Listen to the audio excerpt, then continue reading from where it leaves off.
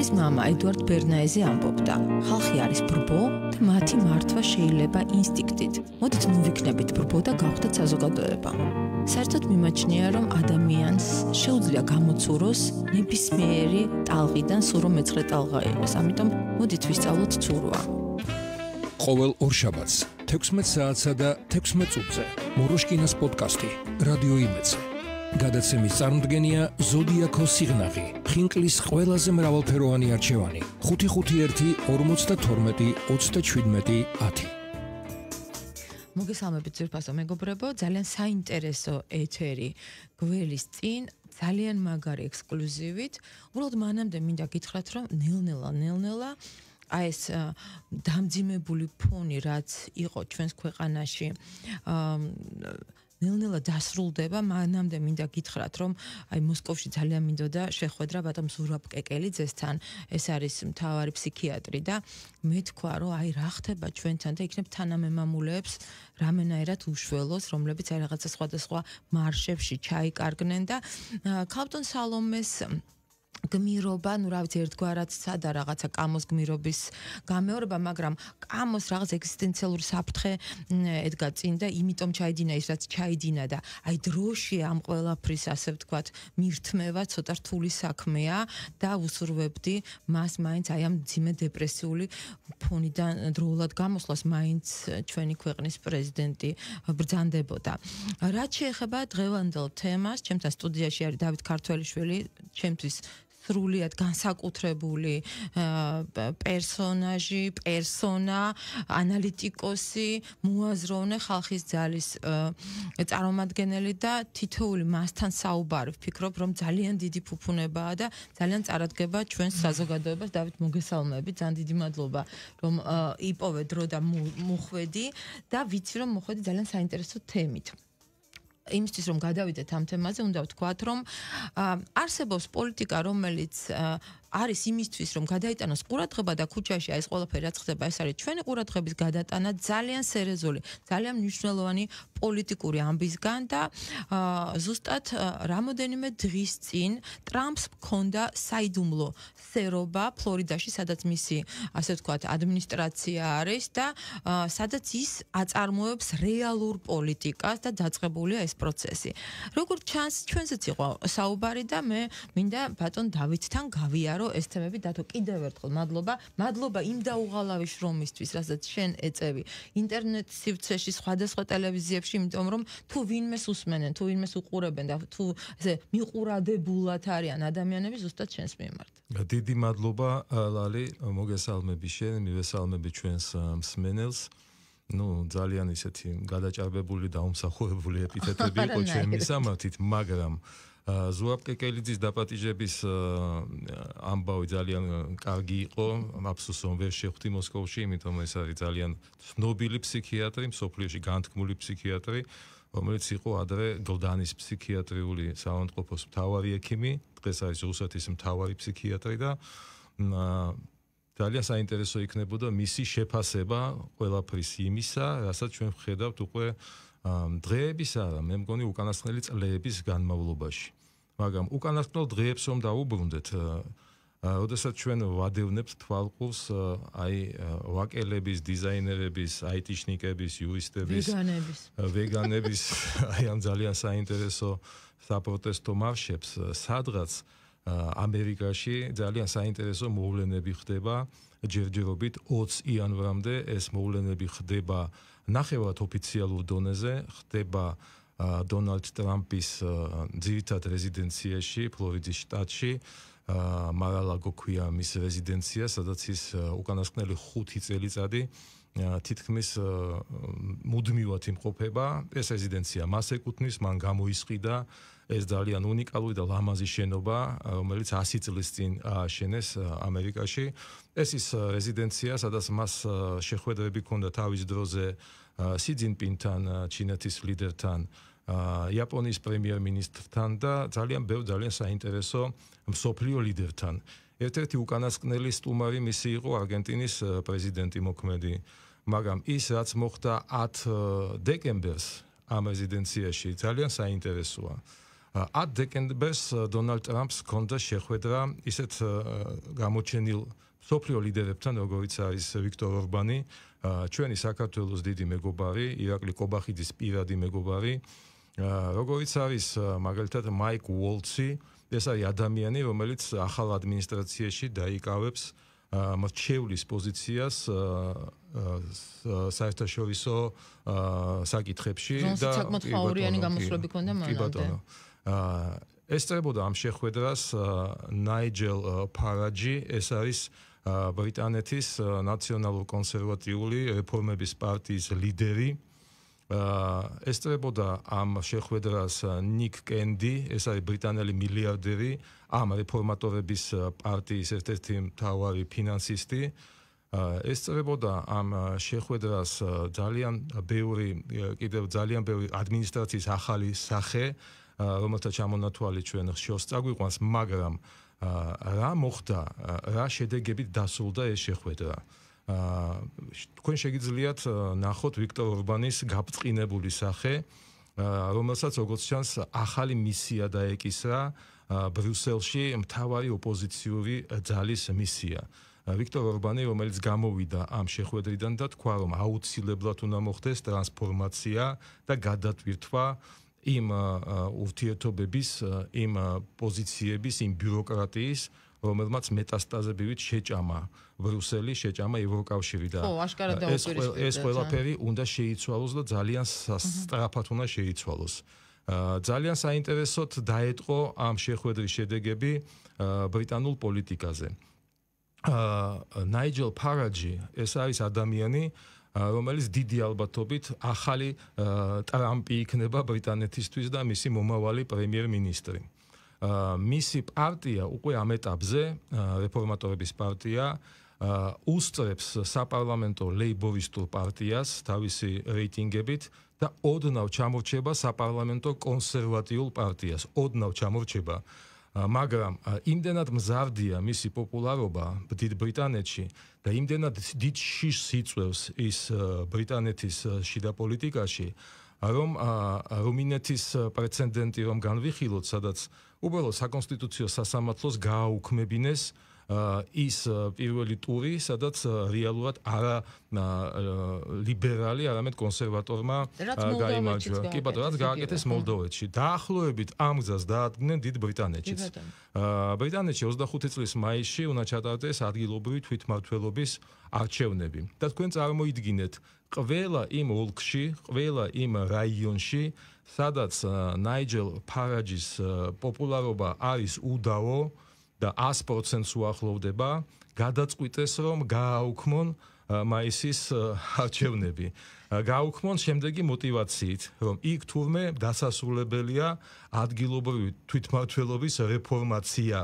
და ეს არჩევნები შეიძლება გადავიდეს ან 26, ან 27 წელს. ხომ ძალიან სასაცილოა. ძალიან სასაცილოა, მაგრამ თქვენ წარმოიდგინეთ, ხო, გამომჩა ამ საიდუმლო სერობის ერთ-ერთი მთავარი პირი კიდე ილონ მასკი, რომელმაც ნაიჯელ ფარაჯის რეფორმატორთა პარტიას უკვე შეპირდა 100 მილიონი დოლარის გადარიცხვას და მის სრულ მხარდაჭერას. და რა ეძახა შოლცს, ეს კარგად გვახსოვს. კი, საუბარი მიდიოდა იმაზე, აქვს თუ არა ილონ მასკს ამის უფლება. ანუ ხომ არ იქნება ბრიტანული კანონმდებლობით ეს აღქმული, როგორც უცხო ქვეყნის მოქალაქის ფინანსური ჩარევა, მათ შორის ქვეყნის შიდა პოლიტიკურ ცხოვრებაში.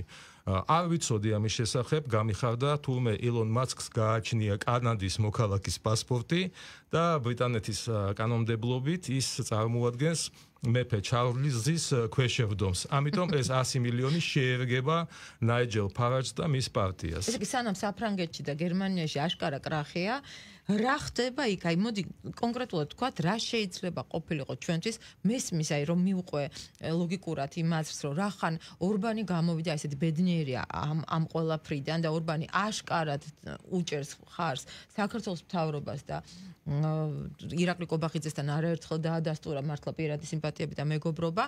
რა შეიძლება ჩვენ ველოდოთ? აი, საითკენ მიდის პროცესები და იმაშიც გეთანხმები, რომ ვიღაცას იცი რა არის, აი აწყობს ეს აქ რაც ხდება და მე მინდა ვთქვა და არ მომერიდება რამოდენიმე ექსპერტი, რომელიც სამწუხაროდ რაღაცა ძალიან ბაჭიასავით კურდღელის პოზაში არის და არიცის დაწეროს არ დაწეროს დაწერენ წაშლიან, მერე პოსტს გააქრობენ და შიშით ქრთიან. გაცილებით დიდია დღეს პოლიტიკა. სხვა ქვეყანაში კეთდება, საქართველოში არის უბრალოდ აისახება რეალურად ის დიდი პროცესი, რაც მსოფლიოშია და ჩვენ ვართ, როგორც აღმოვჩდით ჭიპი, ნამდვილად აღმოვჩდით მსოფლიო ჭიპი და ძალიან კარგია, რომ აქ სრულიად გენიალური ბიძინა ივანიშვილის სულებით მივედით იქ, სადაც მივედით და გზა კიდევ გასავლელია და დღეს მე ვიცი რომ შენ ნახე ჩემი პოსტიც იყო რომ მე მოვუსმინე 2015 წლის ბიძინა ივანიშვილის გამოსვლებს, სადაც აი ზუსტად ამბობს იმას, რაც დღეს ხდება. მაშინ ძალიან რთული დასაჯერებელი იყო რომ 2024 წელი რთულად გასავლელი იქნებოდა. მაშინ რთული რატომ იყო რთულად დასაჯერებელი? კი გახსოვს ნაციონალები რა დღეშიც იყვნენ, განკალებდნენ, სახლებიდან ვერ გამოდიოდნენ, ხო? და აი ეს რომ გავაგრძელოთ, სადღაც იქ ძალიან დიდი პოლიტიკა კეთდება და ნამდვილად ის რიტორიკა, რაც მოდის ჩვენი თავრობისგან 20 იანვარი აბსოლუტურად გარდამავალი კი არა, გარდამტეხი იქნება მთელი მსოფლიოსთვის. კი ბატონო, აი ამ გავყვეთ ამ საიდუმლო სერობას და მიგვიყვანს ეს სერობა ქართულ კვალამდეც. შემდეგი ძალიან სერიოზული გადაწყვეტილება, რომელიც იქნა მიღებული და რომელიც გააჟღერა ილონ მასკმა ამ სერობის შემდეგ, რომ ის უპირობოდ მხარს უჭერს გერმანიაში იმ დევნილ და ყველაზე პოპულარულ მზარდი პოპულარობის მქონე პარტიას ალტერნატივა გერმანიისთვის. ამან გამოიწვია კონვულსიები, ლალი. აგონია გამოიწვია შოლცის გუნდში, რომლებმაც სულელი ეძახა პირდაპირ. კი ბატონო, ნუ არ ვიცი რა ეპითეტებით არ შეამკეს ანტიდასავლური რიტორიკა, აღშფოთებული შეშფოთება, დემოკრატიის უკუსვლა და ჩვენთვის ძალიან კაი ცნობილია ეს ფრაზები. კი ბატონო და აქედან გამომდინარეც უკვე ჩანს ფსონი დონალდ ტრამპის ადმინისტრაციის მხრიდან ვიზია დამყარებული ევროკავშირის ამ ყველაზე მძლავრი ეკონომიკის მქონე ქვეყანაში, ხომ? ეს არის პარტია ალტერნატივა გერმანიისთვის, ძალიან საინტერესო ლიდერით, ქალბატონი ალისა ვაიდელით სათავეში, რომლის შანსები გახდეს მორიგი კანცლერი გერმანიაში არის ძალიან დიდი. საინტერესო ადამიანია. ეს არის არატრადიციული სექსუალური ორიენტაციის მქონე ქალბატონი, რომელსაც აქვს სამოქალაქო კავშირი ქალბატონთან და ისინი ზრდიან ორ ბავშვს, ნუ აყვანილ ბავშვს. მაგრამ ეს ქალბატონი ეწინააღმდეგება ერთ სქესიანთა ქორწინებებს გერმანიაში და ყოველ შემთხვევაში იძახის რომ ვერ ხედავს ვერანაირ ასე ვთქვათ საკუთარ მაგალითზე მიხვდა კი ბატონო, მაგრამ ძალიან საინტერესო სვლა არის, იმიტომ რომ უკანასკნელ წლებში ჩვენ ვხედავთ ხომ აი ამ ფერნაკლული რა ქვია ფერადი ჯროშების ქვეშ გახვეული გერმანია, სადაც საჭირო იყო ალბათ აი ეს შუალედური ძალიან საინტერესო პოლიტიკოსის გამოძებნა, რომლის ერთი ფეხი კონსერვატიულ ფასეულობებზეა, მეორე ფეხი ვთქვათ იმ ამომრჩევლის ამჟამინდელ ინტერესებს ემსახურება თითქოს, მაგრამ რომელსაც შეუძლია აი გამოიყვანოს გერმანია იმ ჩიხიდან, რომელშიც ის არის შესული უკანასკნელ წლებში უმძიმესი და ეს არის ადამიანი, რომელიც არათუ ეწინააღმდეგება ევროკავშირის გაფართოვებას, ის მომხრია მოქმედი ევროკავშირის წევრების გარიცხვას პირველ რიგში საბერძნეთის და ამას არც კი მალავს. და ეხლა საქართველო. აი ამ საიდუმლო სერობის შემდეგ ჩნდება ის ტვიტი ელონ მასკის გვერდზე, სადაც ის აზიარებს ტაკერ კარლსონის და ჯეფრი საქსის ინტერვიუს, სადაც ჯეფრი საქსი საუბრობს საქართველოში, სამხრეთ კავკასიაში მიმდინარე დესტაბილიზაციის პროცესებს, რომლის სათავეში დგას ჯერ კიდევ მოქმედი ბაიდენის ადმინისტრაცია. როგორ დასცინოდნენ ჩვენი ასე ვთქვათ ვინ არის ჯეფრი საქსი, რატო ვაქცევთ ამას ყურადღებას და ასე შემდეგ. კიდევ ერთხელ ვიძახი, 10 დეკემბრის აი ამ ისტორიული შეხვედრის შემდეგ ძირითადი აქცენტები გაკეთდა როგორც ამერიკის შიდა საქმეებზე, ბრიტანეთში მიმდინარე პოლიტიკურ საქმეებს შეეხნენ, გერმანიაში მიმდინარე ძალიან საინტერესო პოლიტიკურ პროცესებს და ასევე პირდაპირ მინიშნებით ელონ საქსი, რომელიც ფაქტიურად დღეს არა მხოლოდ ელონ მასკი, რომელიც არა მხოლოდ ამერიკის მთავრობის ეფექტიანობაზე არის პასუხისმგებელი ტრამპის ადმინისტრაციაში, არამედ როგორც ჩანს ბრიტანეთთან, გერმანიასთან და აგერ უკვე საქართველოსთან მიმართებით, ის აქტიურ მონაწილეობას მიიღებს დონალდ ტრამპის ადმინისტრაციის საგარეო პოლიტიკური კურსის შემუშავებაში.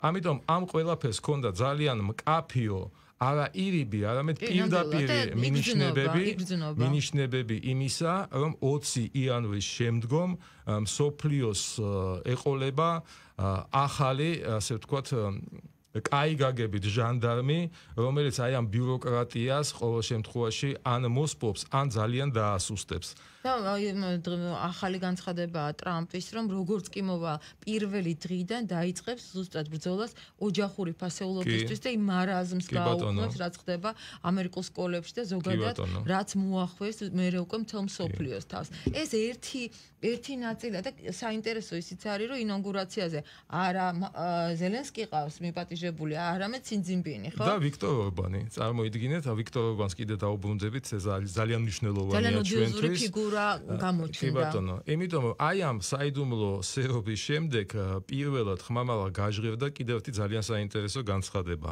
რომ თუ ნატოში შემავალი ევროპელი ქვეყნები არ გადავლენ თვითდაფინანსებაზე, ამერიკის შეერთებულმა შტატებმა შეიძლება ეს ორგანიზაცია საერთოდ დატოვოს. ანუ ის არაპირებს იმ თანხების ფლანგვას ამ ბიუროკრატიული აპარატის შენარჩუნებაზე და რომ ეს უნდა ითვირთოს თვითონ ევროპელმა სახელმწიფოებმა, ნატოში შემავალმა სახელმწიფოებმა, ხომ? ანუ ამ 10 დეკემბრის შეხვედრაზე იმდენი რამე გაჟღერდა, მე ხა კიდევ ძირითადს ვაყოლებ. და კიდევ ერთი ძალიან მნიშვნელოვანი რაც გაჟღერდა, როგორც ჩანს იქ და შემდეგ უკვე გამოჟონა ინფორმაციამ, რომ ჯანმოსთან აქვს ბევრი შეკითხვები და გარიცხვა სიტყვის ასევე გამოსვლას ჯანმოდან. ეს ის არის, რასაც ჩვენ ამდენი ხანი ვამბობთ. კი ბატონო. რომ ის ლუგარიდან დაწყებული კაცმა არის ეს ლაბორატორიები რითი იყვნენ დაკავებული საქართველოში. რომ ის თანხები რომელიც შემოდიოდა, რატომ გვინდოდა ჩვენ ვალობის კანონი, ხო, ვინ აფინანსებდა, რისთვის აფინანსებდა. არაერთ მედიკოსებთანაც მქონია გადაცემები, როგორ შეიძლება პატარა ქვეყანაში ამდენი უშვილო ადამიანი, ამდენი კიბო, ამდენი ჩიყვი, ამდენი უბედურება, რა ექსპერიმენტი ტარდება კავკასიაში, ხო, ახლა აფრიკა არ იყოთ, შემდეგ გადმოვიდნენ კავკასიაზე და კარგია, რომ ეს არაფრისთვის საჭირო ინსტიტუტი, სადაც ამდენი ფული აკუმულირდება და ის უბედურება, რაც მსოფლიოს დამართეს და ახლა უკვე ხო ჩანს და ესე იგი ფაუჩთან დაკავშირებით რამხელა ვნებათა ღელვაა, რომ ბაიდენი ცდილობს ახლა უშველოს მას სამომავლოდ რო დაიჭერენ, ახლავე ამნისტირებული ყავდეს. და წარმოიდგინეთ, რომ პირველად ხო უკრაინაში განლაგებული ათობით მსგავსი ლაბორატორიის თემა წამოიწყო ტრამპის ადმინისტრაციის კიდევ ერთმა მომავალმა წევრმა ქალბატონმა თულსი ხაბარდმა, რომელიც მოიაზრება ამერიკის ეროვნული დაზვერვის სამსახურის შეფად. ანუ წარმოიდგინეთ, იცის ძალიან კარგად იცის რა. ანუ ზოგადად ადმინისტრაცია ხო ტრამპის ძალიან საინტერესო ფიგურებით არის წარმოდგენილი, მათ შორის ახალი სისხლი და ეთნიკურად ძალიან საინტერესო ტიპაჟები არიან. მაგალითად, კომუნიკაციების დარგში სამსახურის დირექტორად ტრამპს წარდგენილი ყავს სტივენ ჩანგი, რომელიც არის ჩინელი ემიგრანტების შვილი, 42 წლის არის, ახალგაზრდაა, კალიფორნიელი სტივენ ჩანგი, რომელიც უკვე საკმაოდ გამოცდილია ტრამპის წინა პრეზიდენტობის დროს მის გუნდში აი ამ მუშაობის წლებით არის დატვირთული. კიდევ მაგალითად კეშ პანტელი, რომელიც FBI-ის დირექტორის პოსტზე შეიძლება განიხილებოდეს. ეს არის ინდუისტი, ისევე როგორც ქალბატონი ჰაბარდი, რომელიც ასევე ინდუისტია და ეს ძალიან კარგი ვექტორია მათ შორის ინდოეთთან ურთიერთობების დაალაგების, ხომ? ჩინეთთან, ინდოეთთან, ანუ ყველა იმ სერიოზულ კი ბატონო, ეპშტეინის გვარმა გაიჟღერა, რომელმაც შეიძლება რუსეთთან ძალიან კარგი, არა მხოლოდ ისრაელთან, რუსეთთანაც კარგი ახალი გზები გაუჭრას ადმინისტრაციას. აუცილებლად დაილაპარაკებს პუტინთან. და ეს იგრძნობა უკვე დათბობა და აი ამ და რაც ჩვენ უნდა ვთქვათ, რაზეც ჩვენ მთავრობაც ხშირად საუბრობს ხოლმე, რომ ყველაფერი დაიწყება მაშინ, როდესაც დასრულდება, როგორც იქნა დასრულდეს უკრაინის კონფლიქტი. სადაც ჩვენ ვერ ჩაგვითრიეს, სადაც აი ვერ მოახერხეს მეორე ფრონტის გახსნა საქართველოს სახით, სადაც მე მახსოვს რა რთული დღეები გადავიტანეთ, როდესაც გვაწვევებოდნენ, გვეუბნებოდნენ, რომ მარტო ჩვენი ქალები არ უნდა დადიოდნენ ძაძებში და შავებში, თქვენც უნდა შეიმოსოთ და ჩვენი ბოლო გენოფონდი აი უღირდათ, რომ აი ესე აიღოთ და გაესროლათ. ვითომც არ ყოფილვართ, ხო? გასაგებია რომ ესე იგი მე მქონდა ეჭვად რომ რაღაცა არის თარიღი და ეს აღმოჩნდა 10 დეკემბერი სადაც მოხდა წინასწარ უკვე რაღაცეების გადალაგება. გასაგებია ხო რომ 20-ში არ დაიწყებს ტრამპი ამის გაკეთებას და უკვე გაკეთებულია ყველაფერი. 20-ში შეიძლება ფიზიკურად ჩაიბაროს ამბავი და ესე იგი ინაუგურაცია ჩატარდეს, მაგრამ რა საკეთებს გასაგებია რომ უკვე დალაგებულია ეს თემა. მოდი ხა ერთიც ვთქვათ, შენ როგორ ფიქრობ 29-ში რას უნდა ველოდოთ? აი რა დავალება აქვს მიღებული და როგორ უნდა მიიყვანოს ბოლომდე სალომე ზურაბიშვილმა აი ეს თავის შესასრულებელი აგენტურული აი ესეთი საქმიანობა? მე გამოვხატე ჩემი შეშფოთება რომ ის აღარავის არ ჭირდება და დიდი შანსია რომ საკრალური მსხვერპლი ზუსტად ის იყოს და ალბათ ძალიან უნდა გავუფრთხილდეთ მას. რომ წყნარად მივიდეთ აი ეს მისთვის ბოლო დღემდე და ჩვენთვის ახალი ეპოქის დაწყებამდე. რას ფიქრობ? ეყოფა მას ინსტინქტი გადარჩენის, თვითგადარჩენის თუ შეიძლება შეეწიროს ამ პროცესებს? აი ჩვენ ყველას გვახსოვს დეკემბრის დასაწყისში Facebook-ში ამერიკის შეერთებული შტატების საელჩოს რაღაცა ოზაონე კარდები, ხო? ნუ მაგათ ტექსტიც არ მახსოვს, რაღაც ფილოსოფიური და რაღაცა. არა, საოცრებები ეწერა. 10 დეკემბრის შემდეგ ეს კარდები შეგხვედრია Facebook-ზე? არა და მეცად გეტყვი. ვაკანსია იყო გამოცხადებული მენეჯერზე, Facebook-ის სამართავ მენეჯერზე. კი, მახსოვს ძალიან კარგად. იცით რა, ის რობინ დანიგანი, ხო? რომელიც თვითონ თუ არა მისი ამაზე გვილაპარაკია უკვე არაერთხელ მისი მოადგილე რომელიც აი ფერადი რევოლუციების სპეციალისტია.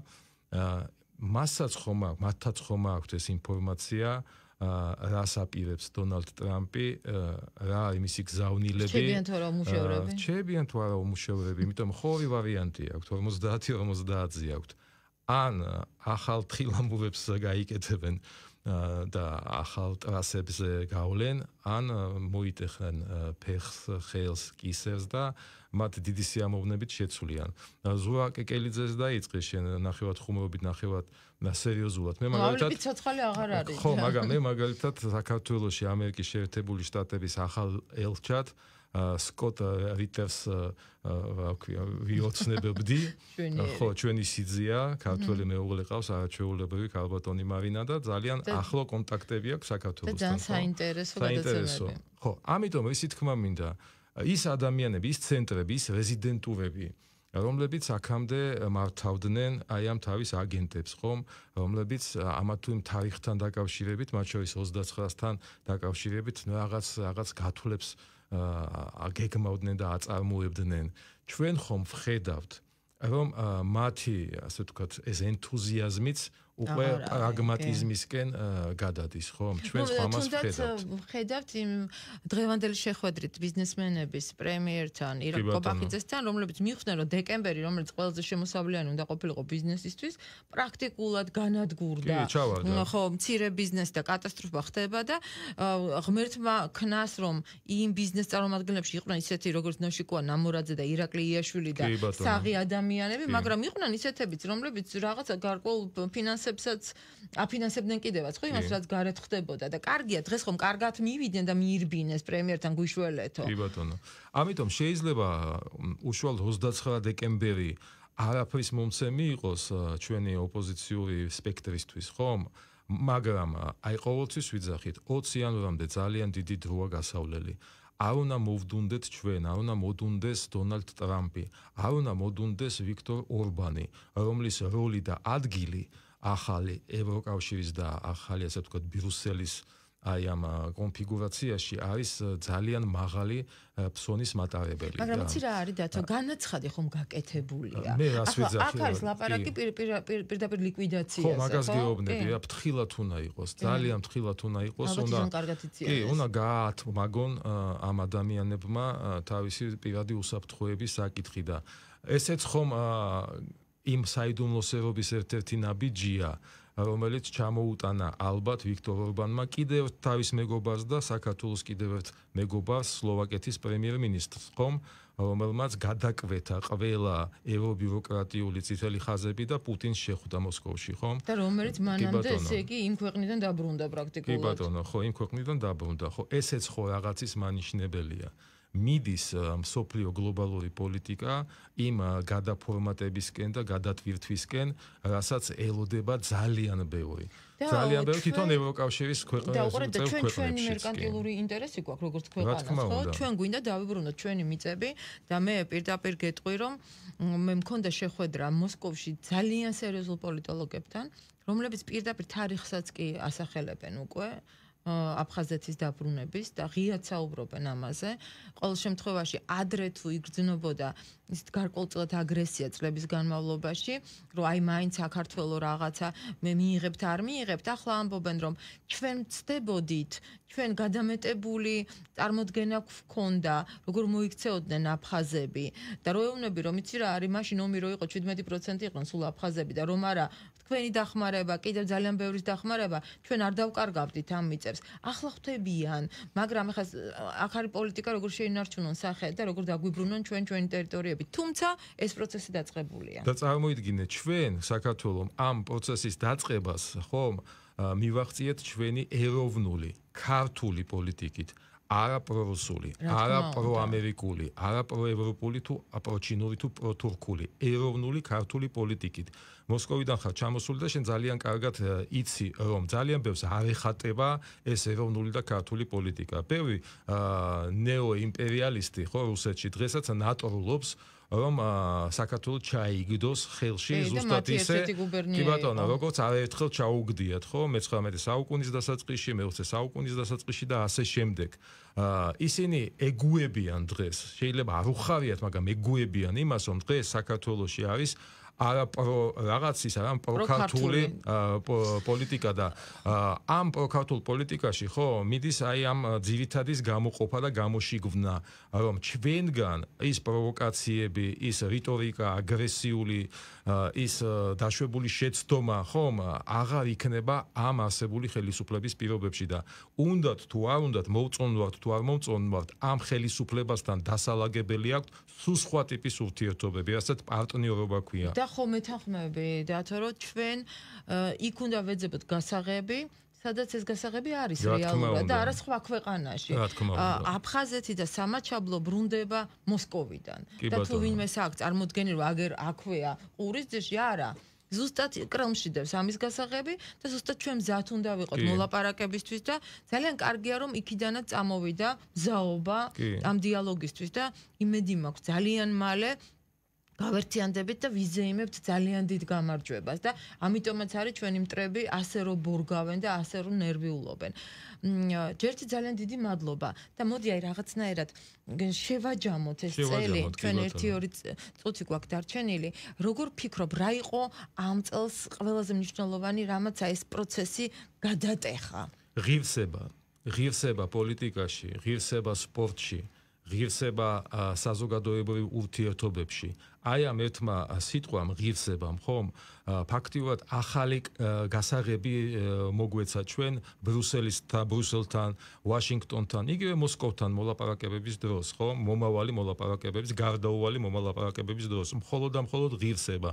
იმიტომ ღირსების გარეშე ეს ქვეყანა არ იარსებებს. ღირსების გარეშე ეს ქვეყანა არ არსებობდა არასდროს. როგორც კი ღირსება დაკნინებული იყო ამ ქვეყანაში, უფალი აძლევდა ამ ქვეყანას განსაცდელს და ამ განსაცდელის გადალახვით ჩვენ ვიბრუნებით პირველ რიგში ღირსებით ვიბრუნებდით თავისუფლებას და თავისუფლებით ვიბრუნებდით ამა თუ იმ ეპოქაში იმ ოქროს ხანას, რომელიც თავისუფლად შეიძლება მართლაც 2030 წლამდე კიდევ ერთი ოქროს ხანა დაუბრუნდეს საქართველოს. და კიდევ ის მომენტი, რომ ნამდვილად ღვთისმშობლის კურთხეული მიწავართ და სამწუხაროდ იქ სადაც პეჩორის ლავრაში ასევე კურთხეულ მიწაში უნდა ყოფილიყო და წირვა ლოცვა დღეს თურმე აკეთებენ კულინარულ შოუებს და სხვადასხვა რეალიტი შოუებს. ხო, კატასტროფაა, სადაც იქ ბორში იხარშება, იქ სადაც წირვა უნდა აღევლინოს. აი მე უკვე შეკითხვები აღარ უნდა იყოს, რატომ არ გაუმართლათ რა. ძალიან დიდი მადლობა დავით, ძალიან დიდი მადლობა ჩვენს მაყურებლებს. ვფიქრობ, რომ ძალიან საინტერესო ინფორმაციები გაგაცანით. კიდევ მაქვს რაღაც სიურპრიზები და აუცილებლად მომავალ ორშაბათს გაგაცნობთ.